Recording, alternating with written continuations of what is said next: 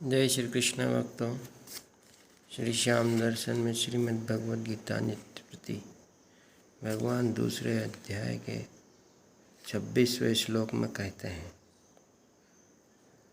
महाभावो अथ एनम नित्यजातम वा नित्यम मृतम च मन्यसे तथापि त्वम एवं सोचि तुम न आहर्षि।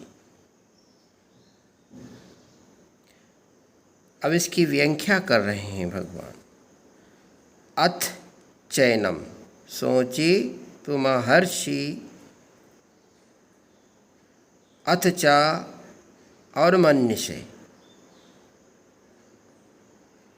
यानी भगवान यहाँ पक्षांतर में और पद देकर कहते हैं कि यद्यपि सिद्धांत की और सच्ची बात यही है कि देही किसी भी काल में जन्म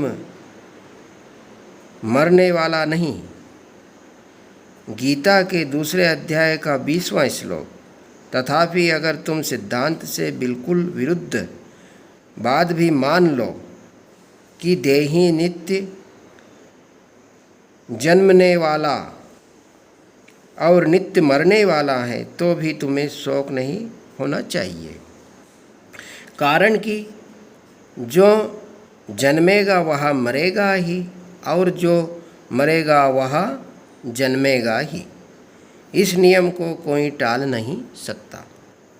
अगर बीज को पृथ्वी में बो दिया जाए तो वह फूल कर अंकुर दे देता है, और वही अंकुर क्रमशः बढ़कर वृक्ष रूप हो जाता है। इसमें सूक्ष्म दृष्टि से देखा जाए कि क्या वह बीज एक क्षण भी एक रूप से ही रहा। पृथ्वी में वह पहले अपने कठोर रूप को छोड़कर कोमल रूप में हो गया, फिर कोमल रूप को छोड़कर अंकुर रूप में हो गया, इसके बाद अंकुर रूप को छोड़कर वृक्ष रूप में हो गया, और अंत में वायु समाप्त होने पर वह सूख जाता है। इस तरह बीज एक क्षण भी एक रूप से नहीं रहा, प्रत्युत प्रतिक्षण बदलता रहा। अगर बीज एक क्षण भी एक रूप से रहता तो वृक्ष के सूखने तक की क्रिया कैसे होती। उसने पहले रूप को छोड़ा, यह उसका मरना हुआ, और दूसरे रूप को धारण किया, यह उसका जन्म हुआ। इस तरह वह प्रतिक्षण ही जन्मता मरता रहा। बीज की ही तरह यह शरीर है। बहुत सूक्ष्म रूप से वीर्य का जंतु रज के साथ मिला, वह बढ़ते बढ़ते बच्चे के रूप में हो गया, और फिर जन्म गया।